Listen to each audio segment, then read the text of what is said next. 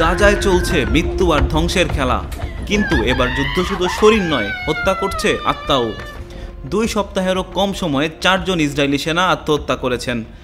গাজা শুধু এখন এক যুদ্ধক্ষেত্রই নয়, এটি এখন বিষাক্ত নরক, যেখান থেকে বাঁচতে চাইছে ইসরায়েলি সৈনিকরাও। ইসরায়েলের সবচেয়ে প্রভাবশালী পত্রিকা হারেটস নিশ্চিত করেছে আত্মহত্যাকারী এই 4 সেনার মধ্যে 2 জন ছিলেন বাধ্যতামূলক সামরিক সেবায় নিযুক্ত, অর্থাৎ কনস্ক্রিপ্ট, আর অন্য 2 জন রিজার্ভ সেনা, যারা গাজায় যুদ্ধ শেষে সদ্য ঘরে ফিরেছিলেন। এদিকে টাইমস অফ ইসরায়েল জানিয়েছে আরেকজন সেনা আত্মহত্যার চেষ্টা করেছিলেন, তবে বেঁচে গেছেন গুরুতর আহত অবস্থায়।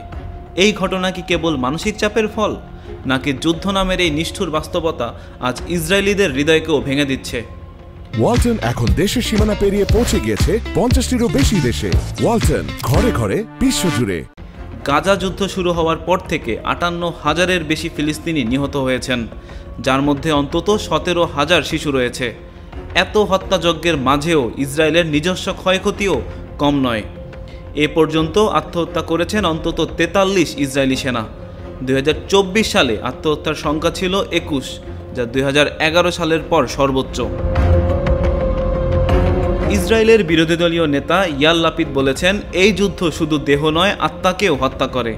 আর মানবাধিকার সংগঠনগুলোর মতে আত্মহত্যার প্রকৃত সংখ্যা আরও বেশি, কিন্তু তা প্রকাশ করছে না ইসরায়েল।